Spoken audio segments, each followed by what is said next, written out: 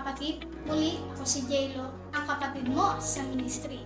Para sa ating verse of the day ay Philippians chapter 1 verse 6. I am sure of this, that He who began a good work in you will bring it to completion at the day of Jesus Christ. Ang talatang ito ay nagsasabi na nagsisimula ang Diyos ng magandang bagay para sa atin.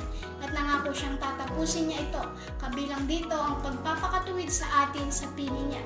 Pagtulong sa atin na umunlad sa espiritual at sa kalaunan ay pagbibigay sa atin ng isang sakdal na buhay. Bagamat hindi natin maililigtas ang ating mga sarili o gawing perpekto ang ating sarili, meron tayong bahagi sa pagpapalapit sa Diyos araw-araw.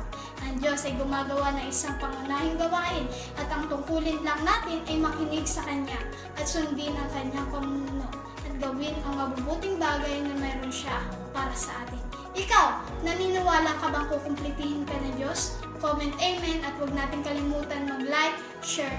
God bless!